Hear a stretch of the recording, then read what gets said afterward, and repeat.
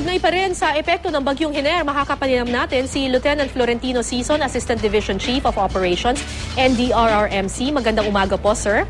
Magandang umaga, Ms. Cara, David.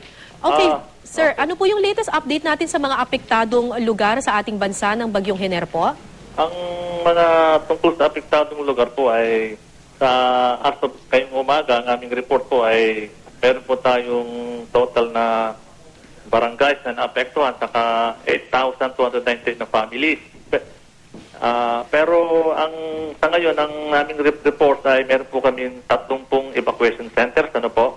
At ito ay merong mga 1,752 families inside evacuation centers. Ito po ay meron po sa NTR, 8 po doon. Sa Region 1, meron pong isa. Sa may Bugal yun po yun. At sa may Region 3, meron din po tayo 3, 2 sa Bulacan, saka isa sa Tarlac. At meron po tayong 15 naitalang evacuation center din po sa Region 4A, 6 sa Cavite, 9 sa Rizal, at meron 2 sa Region 4B, isa sa Region 6. Yan po. Okay, sir, bukod po dun sa mga pamilyang apektado at ngayon naninirahan pansamantala sa mga evacuation centers, kumusta naman po yung lagay ng mga mangingisda? May nawawala pa rin po ba at pinaghahanap ng mga mangingisda na hanggang ngayon po?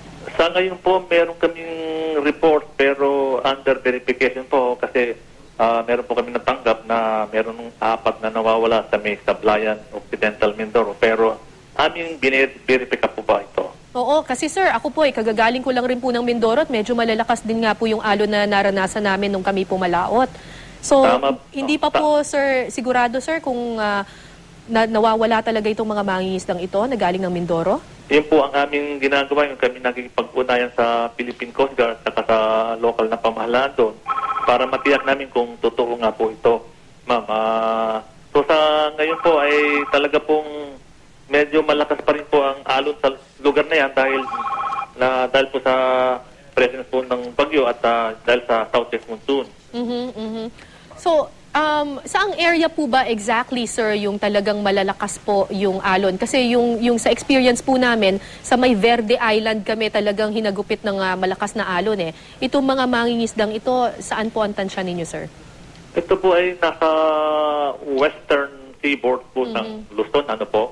Kaya mula sa may bandang Pangasinan at pababa po ng papungong may bandang Palawan area sa may Occidental Mindoro. Kaya ito po ang mga napalakas na-induce po ng bagyo ang southwest monsoon po niyan. At hanggang ngayong araw po, sir, may gale warning pa rin, sir? Meron po tayong gale warning na babala sa mga regions na ito na mag-ingat dahil sa malalakas na hangin. Sir, bukod po sa baha at saka sa malalakas na alon, isa pa pong problema ng ating bansa kapag may malakas na pag-ulan or bagyo ay yung mga landslide. May napabalita na po ba tayong mga pagguho ng lupa sa mga bulubunduking lugar ng ating bansa? Tama po kayo dyan, ma'am. Dahil sa heavy rainfall, ang mga kalupaan po ay lumalambot at kaya nagkakaroon po tayo ng mga report na incident po ng landslide. Kaya tayo po ay at iba-ibang mga incident po na karamihan, may mga drowning,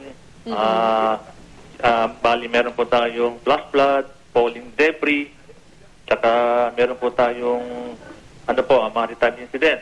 Pero right now, sir, meron ba tayong balita ng landslide? Mud flow, meron po tayo. Mud flow, saan po banda, sir? At may overflow river, flooding incident, landslide. Meron na tala po tayong 5 insidente po. Meron pong isa sa Region 3 sa may Zambales, sa may Barangay Balingkaging, San Felipe. Meron din sa Region 10, Municipality of Sultan Naga, Dimapur, Lanao del Norte, at sa Antipolo Rizal. Nagkaroon po tayo dyan.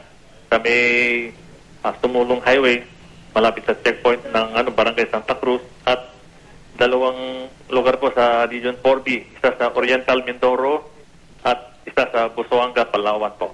Okay, maraming salamat po, Ginoong Florentino Sison ng NDRRMC.